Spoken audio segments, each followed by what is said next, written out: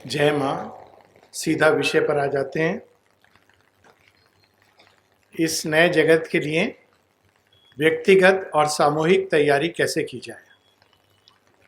पहले हम दोनों में अंतर जान लें, पुराना जगत और नया जगत। इससे अर्थ क्या है? पुराने जगत में माँ एक जगह कहती हैं, पुराने जगत की जो स्पिरिचुअलिटी थी वो थी दिस और दैट, यह या वो। और नए जगत में दिस एंड दिस, सब कुछ एक इंक्लूसिव स्पिरिचुअलिटी है। इसका अर्थ क्या हुआ? इसका अर्थ इस तरह से हुआ कि पुराने जगत में भगवान बाहर थे, नए जगत में भगवान बाहर भी हैं और अंदर भी हैं। कुछ लोग ये सोचते हैं केवल अंदर हैं, बाहर को छोड़ दो। नहीं, वो भूल नहीं करनी है। बाहर भी हैं और अंदर भी हैं। पुराने जगत में भगवान के हम किसी एक एस्पेक्ट को लेते थे, शिवत्व को ले लिया, कृष्णत्व को ले लिया, आनंद को ले लिया, सत्य को ले लिया। और नए जगत में हम भगवान की समग्र चेतना, जितने भी एस्पेक्ट हैं, जितने भी भगवान के अनुभव हैं, रियलाइजेशन हुए, उन सबको अपने अंदर आत्मसात करेंगे और बहुत हार्मोनियसली। कुछ लोग हैं जो भगवान के केवल इम्पर्सनल एस्पेक्ट को देखते हैं, कुछ लोग हैं जो भगवान के कॉस्मिक डायमेंशन को देखते हैं। तो बहुत सारे एस्पेक्ट हैं भगवान के, और इन सबको अपने अंदर आत्मसात करना, ये नए जगत की ओर हम बढ़ेंगे। पुराने जगत में विभक्ति थी, किसमें? आध्यात्मिक जीवन और मटेरियल लाइफ। अभी भी लोग पूछते हैं कि मेरे पास समय नहीं होता है, मैं स्पिरिचुअल लाइफ को कैसे लीड करूं? तो सच तो ये है कि समय होना बहुत बार एक प्रॉब्लम होती है। लोगों को ये नहीं पता होता कि समय को कैसे उपयोग करें। खैर, हम जो भी काम कर रहे हैं, हर चीज में हमको आध्यात्मिकता से जुड़ना है, आध्यात्मिकता की ओर मोड़ना है और आध्यात्मिक चेतना से उत्प्रेरित होकर उस कर्म को करना है। तो इस नए जगत में ये विभाजन नहीं है कि जब मैं डॉक्टरी का काम करूंगा तब मैं केवल एक डॉक्टर हूं, और जब मंदिर जाऊंगा तो मेरे अंदर से एक सोया हुआ आध्यात्मिक व्यक्ति जाग जाएगा। नहीं, हर समय हर जगह हमको भगवान से जुड़े रहना है और उन्हीं के प्रेरणा के अनुसार कार्य करना है। ये एक नई चीज है। पुराने जगत में भी योग की बात है, आध्यात्मिकता की बात है। कुछ लोगों ने ये भी कहा कि भगवान हमारे अंदर हैं और उनको पाने का मार्ग भी बताया। तो फिर इसमें नई बात क्या है? तो उसमें जो जीवन था, कर्म था, वो एक माध्यम था अंत में अंतर्यामी भगवान से जुड़ने का। और उनसे जुड़ने के बाद फिर कर्मों का क्या है? जब तक जीवन है तब तक वो एक शेष कर्म की तरह चलते रहेंगे, जहां भी हम लगे हुए हैं। उसके बाद अंत में हम मोक्ष के द्वार से गुजरते हुए सदा सदा के लिए चले जाएंगे। वो भगवान का एक, जिसको कहा जाता है पैसिव एस्पेक्ट।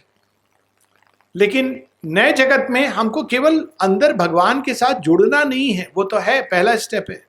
हमको भगवान की प्रेरणा से उनके संकल्प को सिद्ध करने का के लिए कार्य करना है। तो जो प्रारंभ में पढ़ा दीदी ने, वी आर हियर टू ले अ foundation of the new world. पुराने जगत में इस संसार को एक माया, छल इत्यादि के नाम से जाना जाता था। नए जगत में इस संसार को हम भगवान की अभिव्यक्ति, लीला का जो एक्चुअल अर्थ है, भगवान की अभिव्यक्ति का माध्यम मानते हैं। यानी हम लोग यह नहीं मानते कि यह संसार एक छल है, माया है, इससे दूर चले जाना है कहीं।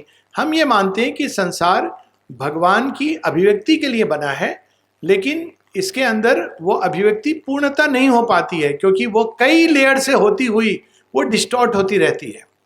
जैसे कोई व्यक्ति अपने अंदर में एक प्लान बनाए कि मैं ऐसा घर बनाऊंगा, तो मन में तो उसका प्लान है, लेकिन वो जब तक इंजीनियर और मेसन जब घर को बनाते हैं तो वो कहता है ये तो कुछ का कुछ बन गया, और वास्तु वालों को बुला लेंगे तो वो पूरा घर आपका तोड़वा देंगे।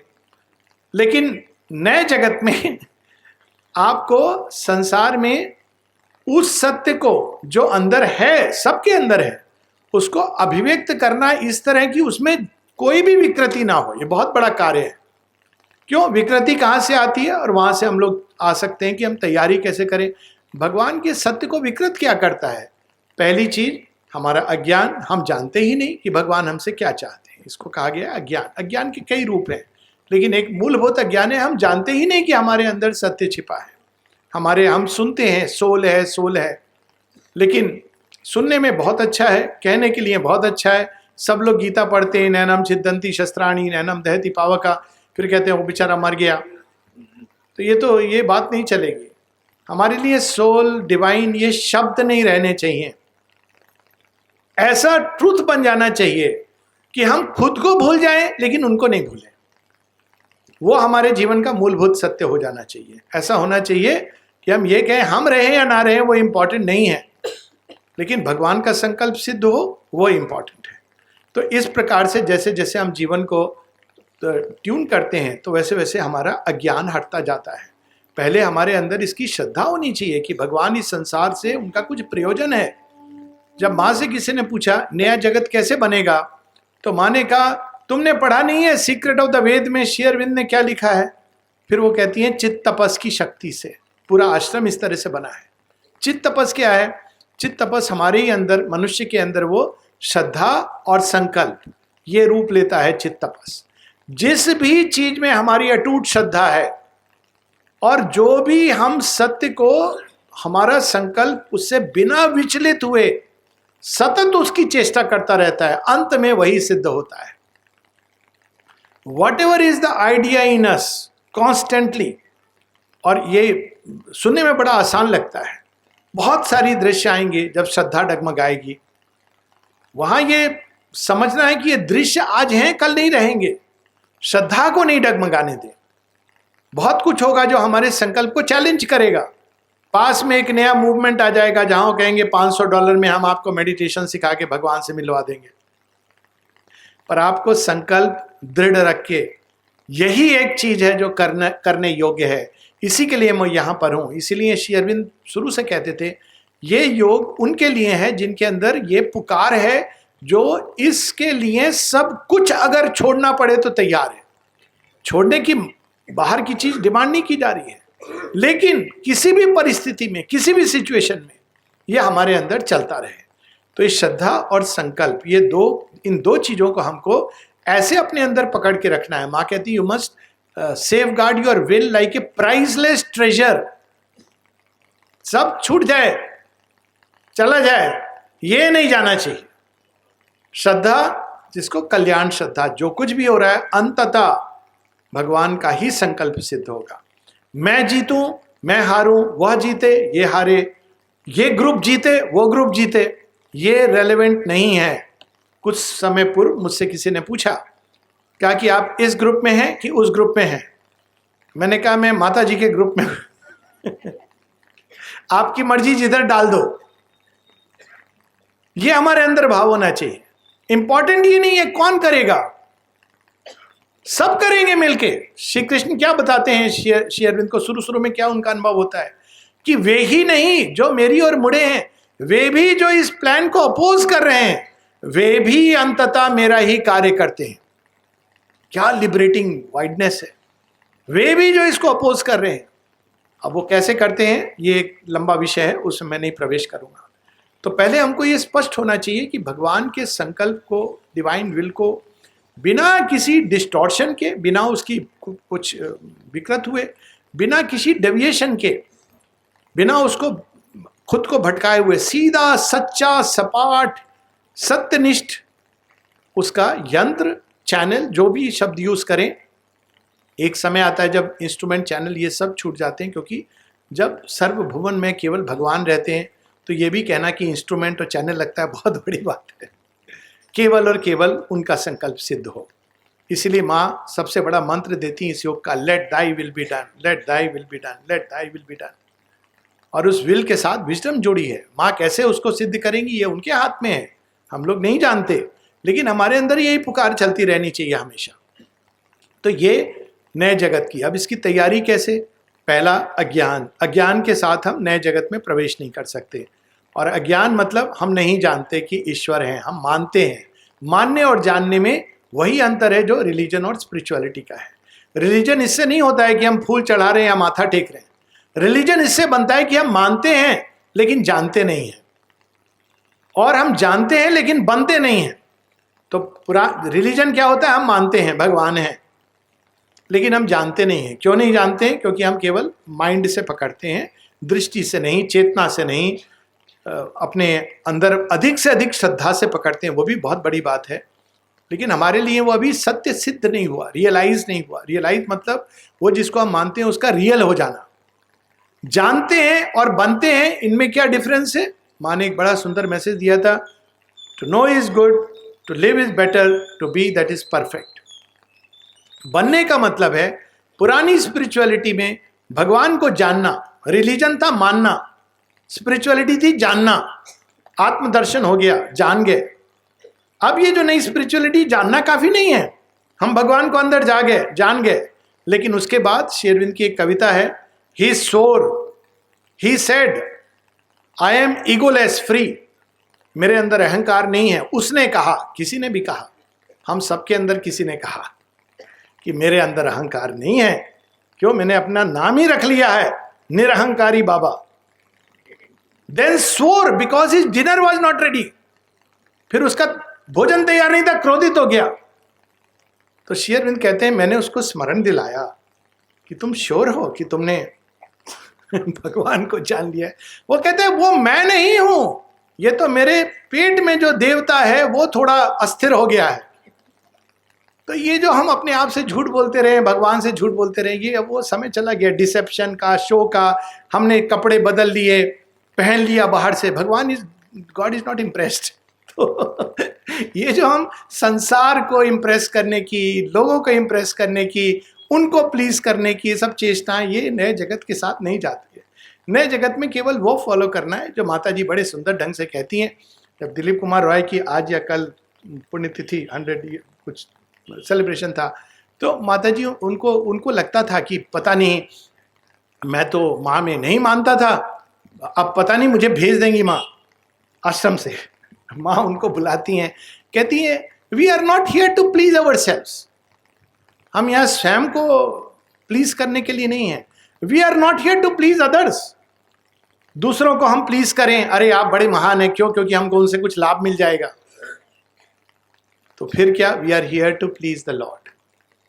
एक वाक्य में समराइज्ड, हम यहाँ किसको प्रसन्न करने के लिए आए हैं, किसको रिझाने आए हैं, किसकी ओपिनियन, किसके व्यू में? वो है मां। बस बाकी सारी चीजें इंपॉर्टेंट नहीं है। कोई हमारे बारे में क्या सोचेगा नहीं सोचेगा, उसको हम बड़े अच्छे, मां कहती हैं कि जो पहली चीज सुपर माइंड हटाएगा इस संसार से वो है हिपोक्रेसी। और बल्कि वो कहती है यही एक चीज हटाएगा, बाकी सब चीज को अपनी जगह पर ले आएगा और उनको रूपांतरित करेगा। तो ये सारी चीजें नए जगत का प्रतीक होगा। और उसमें पहली चीज क्या जरूरी है? सत्यनिष्ठा। स्वयं से झूठ नहीं बोले, बाकी से झूठ बोलना नहीं बोलना नहीं बोलना चाहिए। सतयुग है, सतयुग में माँ एक नियम देती हैं कि सतयुग का नियम क्या है। माँ कहती हैं, truth in speech, truth in thought, truth in feelings, truth in actions. लेकिन साथ में ये भी कहते हैं कि लेकिन जान लेना कि ट्रूथ वो नहीं है जो तुम्हारा माइंड सोचता है। सब लोग का अपनी अपनी डेफिनेशन है ट्रूथ की। सत्य का मतलब ये है, दूसरे लोग असत्य में है। उस पर भी माँ ने बहुत एक ह्यूमरस कन्वर्सेशन है। कहती मैं क्या करूं, मैंने ही लिख के दिया है क्लिंग टू ट्रूथ। अब हर व्यक्ति सोचता है वो तो सत्य में है, बाकी सब असत्य में है, और मुझसे आके बताते हैं। ये ह्यूमर में है माँ का। मुझसे आके कहते हैं, माँ आपको याद है ना श्री अरविंद ने क्या लिखा है? उन्होंने कहा truth and falsehood can not stay together. माँ बोलती मुझे आके बता रहे हैं। फिर उदाहरण देती हैं, कोई वेजिटेरियन है, उसको लगता है कोई नॉनवेज खाता है, वो असत्य में चला गया, इत्यादि इत्यादि इत्यादि। कहने का अर्थ ये है कि इसमें बहुत विशाल योग की भूमि है। इसको जितना हम संकीर्ण बनेंगे उतना हम दिव्य संकल्प से दूर, क्यों? हमने अवधारणाएं बना ली। इसलिए हम देखते हैं आज के समय में अथॉरिटी सबकी खत्म हो रही है, इंस्टीट्यूशंस खत्म हो रहे हैं, हो जाएंगे। ये सोच के हमको जानना चाहिए, जैसे जैसे मनुष्य के अंदर उसकी चैत्य सत्ता विकसित होगी वो अपनी दिव्य अग्नि के अनुसार चलेगा। तो इंस्टीट्यूशन की जगह, इंस्टीट्यूशन क्यों आवश्यक होते हैं? वो आवश्यक होते हैं पोषण करने के लिए। जैसे एक पौधा छोटा है तो उसको वो एक डूज एंड डोंट्स। इंस्टीट्यूशन कहते हैं आप ये करोगे नहीं करोगे, अब बाहर से आपका कंट्रोल है। तो क्या होता है रिलीजन में, जब आदमी जाता है भगवान के दरवाजे पर तो बड़ा कान नाक क्या क्या पकड़ता है, पता नहीं बैठक लेता है, अभी मैं पाप नहीं करूँगा। बाहर आके फिर वो पाप की चादर ओढ़ लेता है, कहता है हो गया मेरा अभी तक का कैंसिल हो गया, अभी नए पाप करूँगा। ये नहीं चलेगा। इंस्टीट्यूशन जरूरी थे जब मनुष्य स्वयं में जागृत नहीं था। जैसे जैसे वो जागृत होगा, इंस्टीट्यूशनल अथॉरिटी केवल इसलिए अथॉरिटी कि मेरी पोजीशन है, या मैं उससे ऊपर हूं, या मैं उम्र में बढ़ा हूं, ये सब चले जाएंगे। केवल एक ही अथॉरिटी रहेगी, वो है अंदर के रियलाइजेशन की। ये ऑलरेडी प्रारंभ हो गया। और हम देखते हैं कि पुराने समय भारत में सनातन धर्म के पुराने उससे कनेक्ट करें तो कितना सुंदर है। नचिकेता क्या कहते हैं, डैड यू आर रॉन्ग, अगर मॉडर्न भाषा में कहा जाए तो, कि आप okay you are my dad but you are wrong basically. Prahlad क्या कहते हैं, डैड आप थोड़ा कुछ ज्यादा नहीं बोल रहे हो कि आप भगवान हो, आप मेरे विचारों को नहीं कंट्रोल कर सकते हैं। यही बोलता है ना प्रहलाद मॉडर्न लैंग्वेज में, कि आपको मैं आदर करता हूं, प्रेम करता हूं, बुढ़ापे में आपका केयर भी लूंगा। वो और बात है कि उनके कर्म उनको पहले ले गए, लेकिन आप मेरे विचारों पे कंट्रोल नहीं कर सकते हैं। मैं हरि को अपना परमेश्वर मानता हूं, मैं हरि को ही मानूंगा। तो ये सारी चीजें हम देखते हैं कि ऑलरेडी प्रारंभ हो गई हैं। माइक जे कहती है the age of authority of the ego is gone. Authority of ego क्या है, मैं बड़ा हूं तुमसे उम्र में, मैं ब्राह्मण हूं इसलिए पूजनीय हूं, मैं उम्र में बढ़ा हूं इसलिए आदरणीय हूं, मेरा ये पोजीशन है इसलिए आदरणीय हूं। ये सब gone with the wind, easterly wind and westerly wind. अब अथॉरिटी किस चीज की है, आप ऑथेंटिक हो कि नहीं हो। और बच्चे जानते हैं कि आप ऑथेंटिक हो कि नहीं हो। और वो ये भी जानते हैं, कोई जरूरी नहीं कि व्यक्ति को हम लेबल करें, उसके कर्म, उसके कृत्य, उसके विचार, उससे असहमति होना और व्यक्तियों के साथ असहमति होना, ये दो अलग चीजें हैं। ये सारी चीजें प्रारंभ हो गई हैं और नए जगत में ये और बढ़ने वाली है। सत्य निष्ठा, जितना हम सत्य से जुड़े, और सत्य कोई एक संकीर्ण विचार नहीं है, विचारधारा नहीं है। माँ से किसी ने पूछा कि माँ फिर हम कैसे जाने सत्य को, तो माँ कहती यदि तुम जानना चाहते हो तो तुम उसको अंदर में जान जाओगे, लेकिन उसको डिफाइन मत करो। हमारे लिए उसकी वर्केबल डेफिनेशन हो सकती है, लेकिन कोई जरूरी नहीं कि यही डेफिनेशन सबकी हो। हमारे लिए वो राम और कृष्ण हो सकते हैं, किसी और के लिए कुछ और हो सकते हैं। एक मेटीरियलिस्ट के लिए वो जड़ तत्व का सत्य हो सकता है। ओरिजिन, सोर्स, मुख्य चीज यही है। माँ एक जगह बताती हैं कि कौन, उन्होंने कोट किया है श्री अरविंद को ह्यूमन साइकिल में। कुछ एक चीजें हैं जहाँ पे हम देखते हैं माँ श्री अरविंद की वाणी को लिख रही हैं, जैसे दुर्गा स्त्रोत आपको वॉल्यूम 12 में मिलेगा। उसी प्रकार से ह्यूमन साइकिल की कुछ वाणी माँ उद्धृत करती हैं, वॉल्यूम 2 में मिलता है कि कौन से लोग होंगे जो नए जगत के पायनियर होंगे। माँ कहती है वे लोग जो किसी बाहरी मशीनरी में विश्वास नहीं करेंगे कि इससे जीवन बदलेगा, वो केवल एकमात्र एक चीज पर विश्वास करेंगे और उसकी ओर ध्यान देंगे। It is in the spiritual conversion. हमारी मनोमय चेतना, अज्ञान में चेतना आध्यात्मिक सत्य की ओर उन्नयन हो, उसकी ओर बढ़े, उसकी ओर उठे, मात्र ये इंपॉर्टेंट है। तो माँ कहती है दे विल बी, वो ये गलती नहीं करेंगे कि वो ये सोचे कि गवर्नमेंट, पुराने जगत में क्या था, गवर्नमेंट बदलेगी तो संसार बदलेगा, समाज बदलेगा। अगर मेरे सब ये कहते हैं मम्मी पापा काश ठीक होते, टीचर ठीक होते, नहीं, वो समय चला गया। अभी हमको स्वयं को बदलना है, ये हमारा फोकस चेंज हो गया। हम बदलेंगे, संसार बदलेगा। तो अज्ञान, दूसरी चीज क्या होती है जो डिस्टॉर्ट करती है, कामनाएं। ये बहुत बड़ा एक ब्लॉक है। कामनाएं तो लगता है जीवन में एक, वो कहते हैं ना कि कांटे की बेड़ की तरह लगी हुई हैं और चुभती हैं, तो भी व्यक्ति उसी के बीच में से जाता है। जिस दिन हमको ये समझ आ जाएगा कि ये जो खेल है, कामनाएं क्या कर रही हैं हमको, वो धीरे धीरे वो लॉलीपॉप देके हमको दूर ले जा रही हैं।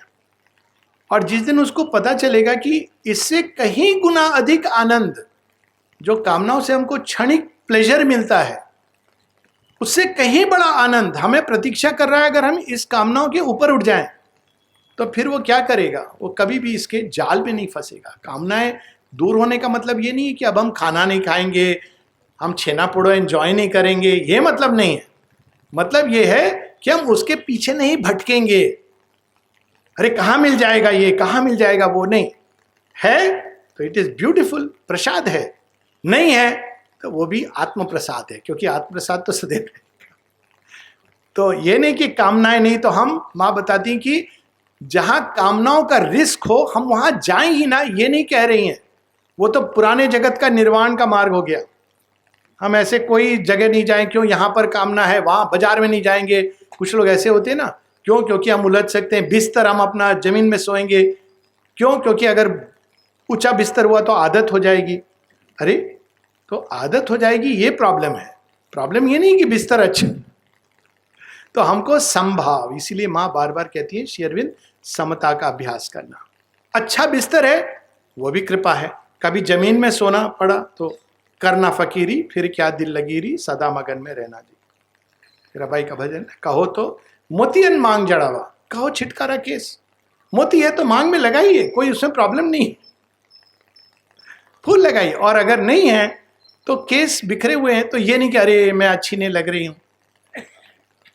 तो ये जो समता का भाव, ये हमको अपने अंदर, समता का अभ्यास बहुत जरूरी है कामनाओं की गांठ तोड़ने के लिए। और ईगो हमारे मन के अंदर उसका गढ़ है, मेरे विचार। और यहीं पर हम देखते हैं सामूहिक योग की भी यही समस्या है। हर व्यक्ति सोचता है वो सही है, और वो ये सोचता है कि बाकी सबको उसके विचारधारा के अनुसार चलना चाहिए। यही होती ना समस्या। तो अब इस समस्या को कैसे ठीक करेंगे?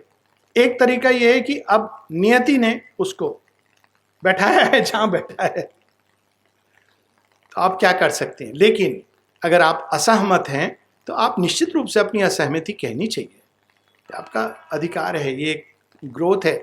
अगर हम आपस में जो हमको सत्य लग रहा है, एक बार मुझे बड़ी सुंदर बात किसी ने कही थी, मुझे बहुत अच्छी लगी, कि हम माँ के बच्चे, अगर हम एक दूसरे से भी अपनी बात कहने से डरेंगे, करेज नहीं है, तो फिर हम किस तरह की संतान हैं।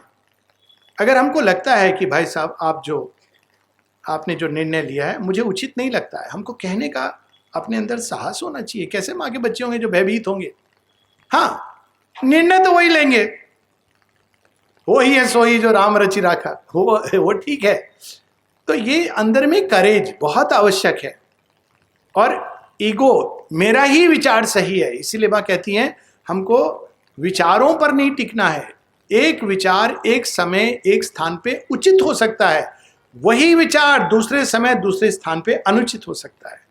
अलग अलग स्टेजेस हैं।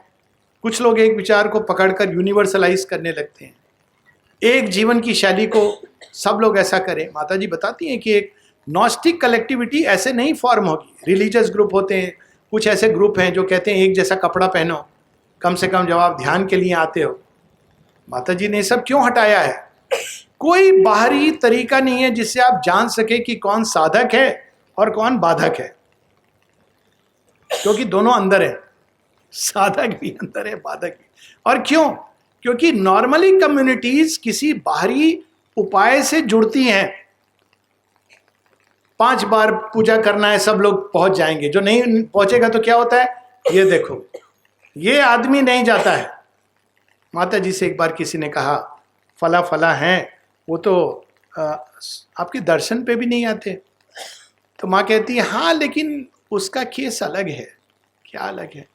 कहती है मैं सतत उसके साथ हूं और वो भी always he is conscious of my presence. अब देखिए ये, लेकिन किसी और को कहती हैं you must come for the प्रणाम। अब देखिए आप किस चीज को डॉगमा बनाएंगे। आप अगर ये नियम बना लें कि डज नॉट मैटर, वो भी गलत है। कुछ लोग ऐसा कह देते हैं भगवान अंदर है, समाधि की जरूरत नहीं, आश्रम की जरूरत नहीं। पहली बात तो आप सच कह रहे हैं क्या? और अगर सच है तो ये आपका सच है, कोई जरूरी नहीं कि बाकी सबका ये सत्य हो। तो ये हमको समझना है कि किसी भी एक तरीके को, कुछ लोग होते हैं आश्रम जाएंगे, हम डाइनिंग रूम का फूड बच्चा नहीं खा रहा है तो उस पर गुस्सा करने लगते हैं। अच्छा नहीं खाया ठीक है, आप गुस्सा करके उसको हर्ट क्यों कर रहे हो और परेशान क्यों कर रहे हो उसको? माँ गुस्सा नहीं होंगे, अच्छा तो डाइनिंग रूम का खाना नहीं खाया तू मेरा सच्चा संतान नहीं है। कल्पना कर सकते हैं हम ऐसे। खाएं तो अच्छी बात है। अगेन डॉगमा जो बनाने की टेंडेंसी है कि मेरा विचार आपका विचार आपके लिए सहायक है, अगर आप उसको रिजिडली नहीं पकड़े, क्योंकि जैसे जैसे हम डेवलप करेंगे बदलेगा। विकास क्या है, एक समय हमको लगता है, एक टाइम होता है जब आपको भजन सुनना बहुत अच्छा लगता है, एक समय आता है जब भजन किस में बदल जाता है, भज, अंदर में भगवान का भज चल रहा है, भगवान में आनंद आ रहा है। तो एक समय कोई चीज आवश्यक है, उसको यूनिवर्सल रूल। इसीलिए दूसरी चीज जो जरूरी है, या तीसरी चीज मां कहती है प्लास्टिसिटी। इस योग में रिजिडिटी, नैरोनेस का कोई स्थान नहीं है। कुछ लोग रिजिड बना लेते हैं, ये रिलीजन है, वो स्पिरिचुअलिटी, इतने सारे दिमाग में क्या बोला जाए भर करके। ये दिस और दैट का जगत नहीं है। हर चीज का अपना स्थान है, रित चित के अनुसार उसको उस स्थान में रखना। बच्चे के लिए एक चीज लागू होती है, जैसे जैसे बड़ा होता है तो दूसरी चीज लागू होती है। अलग अलग ऋतुएं होती हैं, ऋतु के अनुसार वो चीज उचित होती है या अनुचित होती है। तो उस प्रकार से सत्य को वही व्यक्ति जीवन में जी सकता है जिसके अंदर एक तो विशालता हो, संभाव हो और ऋजुता हो। भगवान, अभी यही तो अर्जुन की समस्या है। और बहुत लोग ये लेते हैं, कहते हैं दूसरे चैप्टर में श्री कृष्ण कह रहे हैं कि ज्ञान कर्म से श्रेष्ठ है, इसलिए श्री कृष्ण भी वही बात कह रहे हैं जो शंकराचार्य कह रहे हैं। अब बोलिए, हाँ मैंने कहा भाई दूसरे चैप्टर में गीता नहीं समाप्त होती है। सच है, वो कहते हैं कर्म से श्रेष्ठ ज्ञान है। अब आप अगर वहां पे कंक्लूजन ड्रॉ करेंगे, प्रारंभ है, प्रारंभ में वो यहां तक कहते हैं अर्जुन तू युद्ध कर, तू जीतेगा तो समृद्ध राज्य का भोग करेगा। ये एक स्टेप्स और स्टेजेस है जिसके थ्रू वो ले जाते हैं पूरी यात्रा पर। एक समय स्वामी विवेकानंद के पास कोई आया, कहा मैं संसार को रिनाउंस करना चाहता हूं, यंग 21-22 साल का सन्यासी बनना चाहता हूं। स्वामी विवेकानंद ने कहा तेरे पास है क्या जो तू रिनाउंस करेगा? तो सोचने लगा मेरे पास क्या है, मैं तो अभी सब कुछ माता पिता जो दे रहे हैं। तो उसको कहते हैं पहले तू जा काम कर, 1 लाख रुपए कमा, तब आकर के तू कहना मैं ये रिनाउंस करने वाला हूं। नहीं तो हम लोग इसका भी रूल बना लेते हैं। श्री अरविंद माता जी किसी को यंग एज में आश्रमाइट नहीं बनाते थे। ये 3 एक्सेप्शन हुए हैं, रेने हुआ है, अमृता हुए हैं, एक और कोई हुआ है। क्यों? क्योंकि कन्फ्लिक्ट्स आएंगे। हर एक एज का एक अपना विकास का प्रोसेस है, तो उसको रिस्पेक्ट करना है, रित चित। तो जितना हम रिजु बनेंगे, जितना हम विशाल होंगे चेतना में, और विशाल होने का मतलब ये नहीं कि वेस्ट पेपर बास्केट जिसमें सब चीज, विशाल होंगे लेकिन केंद्र को नहीं भूलना है। मुख्य चीज वो है, बाकी सब चीजें कैसे क्या, इस पर उतना इंपॉर्टेंस वो सेकेंडरी है, मुख्य चीज है। और यही देखिए वही चीज हम लोग को जोड़ के रखती है। आश्रम में तो कोई ड्रेस का पैटर्न नहीं है, यहां भी नहीं है। पुरानी कम्युनिटी जो रिलीजियस कम्युनिटी है उसमें आप एक जैसी भाषा से जुड़ते हैं। आप चले जाइए, सिख मूवमेंट है, आप बोल रहे हैं पंजाबी, बड़ा अच्छा लग रहा है, ये मेरी गुरु की भाषा है। यहाँ हम लोग कैसे जुड़े हैं, कितना अपनापन लगता है। मुझे तो महसूस, आई एम श्योर सबको लगता है। थोड़ा शर्म भी आती है बोलने में, मुझे ठीक से उड़िया नहीं आती है। जाओची आओची ये सब आता है थोड़ा। मुखाओची, भालो लागूची। लेकिन क्या हम जुड़े नहीं हैं अंदर से? दुनिया भर के लोगों से ज्यादा जुड़े हैं। क्यों? हमारे केंद्र में कौन है? माँ। अब देखिए आश्रम का नियम क्या होता था, सुबह 6 बजे माँ, बालकोनी दर्शन। अब देखिए कितना वाइडनेस। माता जी बालकोनी जब दर्शन करने देने के लिए जाती थी, आपको पता है किधर किस रूट से जाती? पवित्रदा के कमरे से जाती थी। आप देखिए कभी पवित्रता का रूम अभी भी उन्होंने इंटैक्ट रखा है। माँ अपने रूम से निकल के कॉरिडोर से पवित्रता का रूम आता है, उसके बाद बालकोनी आती है। कभी कभी माँ 6 बजे के पहले पहुंच जाती थी। पवित्रता सो रहे होते थे, उनको पीड़ा होती थी। तो माँ क्या करती थी, हे तुम उठे नहीं हो। माँ वहां बैठ जाती थी उनके बेड पर और पवित्रता को देखती थी। आप इस लीला का जस्ट सोच के अनुभव कीजिए, करुणा और प्रेम का। माँ बालकनी दर्शन के लिए जा रही है, पूरा संसार उनकी प्रतीक्षा कर रहा है, और माँ पवित्र दा विश्राम कर रहे हैं, उनके पास में बैठ करके उनको निहार रही हैं संवेदना के साथ, करुणा के साथ। फिर बालकनी दर्शन के लिए जा रही हैं। कुछ लोग नीचे खेलते थे, क्या खेलते थे बच्चे, रिंगा रिंगा रोजेज अभी भी हैं, वो आश्रमाइट है, सब बताते हैं। अभी आपको नहीं कोई खेलने देगा, नीचे बैठ के रिंगा रिंगा रोजेस खेल रहे हैं नीचे, मेडिटेशन रूम जहाँ है ना। अभी मत ट्राई करिएगा, मुझे कोट मत करिएगा, लेकिन डायरेक्टली।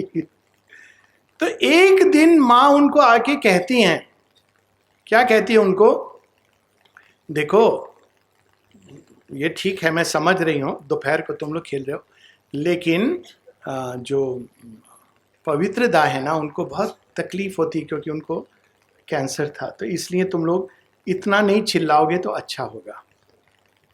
इसको बोलते हैं करुणा। नया जगत करुणा, उसमें बहुत करुणा होगी।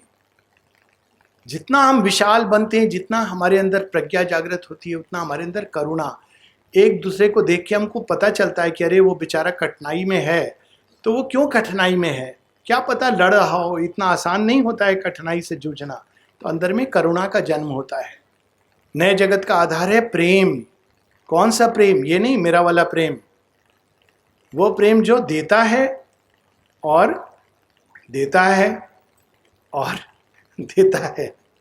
किसको देता है, व्यक्ति के अज्ञान को नहीं, उसके अंदर छिपे माँ को देता है। अज्ञान को नहीं। देने का मतलब ये नहीं तुम जो चाहोगे मैं वैसा करूंगा, नो। सत्य और धर्म से विमुख होकर प्रेम नहीं होता है, लेकिन स्वयं को देना।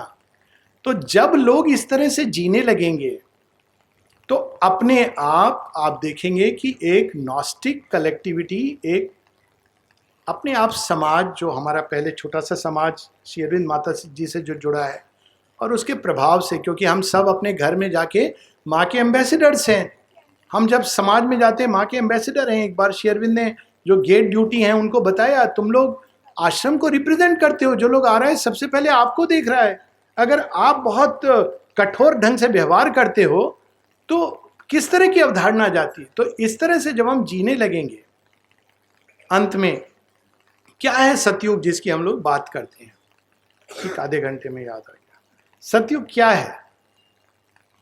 सतयुग वह युग है जिसमें भगवान विष्णु यज्ञ पुरुष के रूप में हृदय के अंदर विद्यमान होते हैं।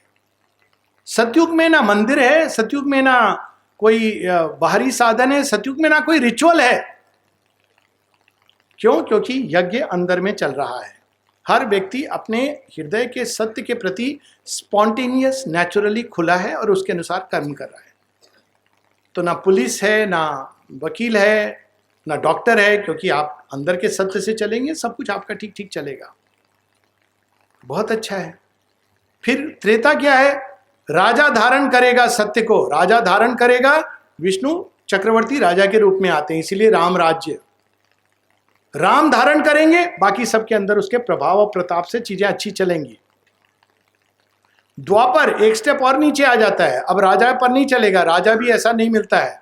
तो क्या होता है? कोडिफाई होती है, नियम है, कानून है, लॉ है, लेजिस्लेशन है, कॉन्स्टिट्यूशन है। और जब घोर कलयुग होता है, all of this flies out of the window. तो उसका सोल्यूशन क्या है? फिर से नए कानून बनाना, फिर से कॉन्स्टिट्यूशनल। जिनको करना है उनको करने दीजिए, परंतु तरीका है वापस अपने हृदय के अंदर भगवान को स्थापित करना और उनके विल के अनुसार अपने जीवन को जीना। सरल नहीं है ये। कामनाएं बहुत बार परेशान करेंगी। ईगो बोलेगा no, I want it my way. Ego को कहना है चुप करो, बैठो। उसको याद दिलाना है, रावण भी ऐसे कहता था, देखो सिर कट गया ना, कीप क्वाइट। माता जी एक जगह इमेज देती हैं कि I saw that little being dancing over the head. Mind बोलेगा नहीं नहीं ऐसा होना चाहिए, वैसा होना चाहिए। माइंड को कहना है कीप क्वाइट, जानते कुछ हो नहीं, बहुत बक बक करते हो, दूसरा नहीं, अपना mind. Keep quiet, keep quiet, peace, peace and silence the eternal manifest. Let nothing disturb you and the eternal will manifest. We should not be eager. We should not put too much intensity even in our effort to see thee, because even that becomes a veil. तो करना क्या है? समता, शांति, स्थिरता, strength, ये बहुत जरूरी है. शक्ति, शक्ति का युग है. मां शक्ति स्वरूपा है. मन भी, सब ये क्वालिटीज मन के अंदर, विशालता, प्लास्टिसिटी, स्ट्रेंथ. नहीं तो वो ज्ञान उतरेगा तो हम वहन नहीं कर पाएंगे. पागल विक्षिप्त हो जाते हैं लोग, क्योंकि मन तो फॉर्मेट बना के चलता है. फॉर्मेट टूट जाते हैं, मुश्किल होती है. हृदय, अगेन स्ट्रेंथ. ये नहीं कि थोड़ा सा हार्ट ब्रेक हुआ, रोना शुरू कर दिया. ठीक है, एक एज होती है जब आदमी रो लेता है, पर स्ट्रेंथ कोई बात नहीं है. प्रेम का स्रोत तो मेरे अंदर है. माँ कहती है ना, divine love is the best emotional protection. Strength in the vital, प्राण. ये नहीं कि अरे थक गए, बहुत उम्र हो गया, चलो रिटायरमेंट ले लेते हैं.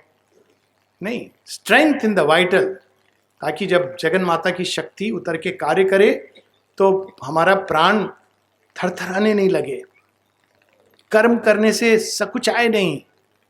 Strength in the physical, strength spiritual, strength mental, strength vital, strength emotional, strength in the body. और बॉडीली स्ट्रेंथ के लिए और सभी लेवल पर एंड्योरेंस, सहन शक्ति सबसे पहली जरूरत है. जब व्यक्ति के अंदर सहन शक्ति का विकास होता है तो बाकी सारी शक्तियों के लिए वो तैयार होता है. इसीलिए माँ कहती हैं, 2 things you must have, endurance and faith. एक और चीज कहती है अनित, perseverance. Victory comes to the most persevering. ये मैकडोनल्ड वाला योग नहीं है. ये वाला योग नहीं है कि हम 1000 रुपया दे के एक क्रैश कोर्स कर लिए, अब हम हो चुका. ये जीवन, कई जीवन का योग है. बहुत धैर्य की आवश्यकता है, पेशेंस, परसिवरेंस. इसके लिए तो तैयार होना है कि कितना भी समय लगे, यही काम करने योग्य है. लेकिन साथ ही ये भी कि अभी होना चाहिए. दोनों परस्पर विरोधी चीजों का, intensity of aspiration for here and now, at the same time willingness to wait if it takes centuries. इन दोनों के अद्भुत समन्वय में इस योग की चाबी है. एस्पिरेशन भी, रिसेप्टिविटी भी, दोनों. और अंत में जो मुख्य चीज है इस योग की, समर्पण. Surrender to the divine and infinite mother are our soul means. भगवान की सेवा समर्पण का ही हिस्सा है. भगवान की भक्ति समर्पण का ही हिस्सा है. भगवान के संकल्प को ओबे करना समर्पण का ही हिस्सा है. बिना समर्पण के ये योग नहीं हो सकता. समर्पण के द्वारा ही अहंकार समाप्त होता है. समर्पण इस बात को मानना है कि मुझसे कहीं अधिक कोई है जो मुझसे अधिक जानते हैं. श्री अरविंद एक जगह कहते हैं, if people could understand that me and the mother know a little more than them, life would be so much better. उनकी विनम्रता है. समर्पण का ये हिस्सा है कि प्रभु आप ज्यादा जानते हो हमसे. ये तो कहने की बात, आप तो अनंत हो, हमको नहीं समझ में आ रहा है, हमको समझाइए. समर्पण का हिस्सा है. तो जैसे जैसे ये समर्पण बढ़ता जाता है, वैसे वैसे ये योग व्यक्ति के रूप में भी, समूह में भी. समूह में कुछ चीजें हैं जो हमको नहीं अच्छी लगती हैं, समझ नहीं आती हैं, तो उस समय भी हमको अपनी अच्छी लगना, बुरी लगना, इसको किनारे रख के समर्पण कि माँ मेरे विचार से मुझे ऐसा लगता है कि ऐसा होना चाहिए. आप बोलिए, उसको बोल सकते हैं, ये अभिव्यक्ति होनी चाहिए. लेकिन इंसिस्ट करना कि ऐसा हो, वहां पे ईगो आ जाती है. एक अंत में एक छोटी सी कहानी है, जुगलदा की कहानी है शायद, या हाँ, गेट पर कुछ लोग बातें कर रहे थे. तो उनको मन में आया कि मैं माँ को बोलूँ, अच्छा नहीं लगता है इस तरह से यहाँ बैठ के लोग बातें कर रहे हैं. उन्होंने माता जी को चिट्ठी लिखी, mother what should I do, should I tell them और should I not tell them. माँ कहती हैं, if you tell them they may progress. If you don't tell them, you will progress.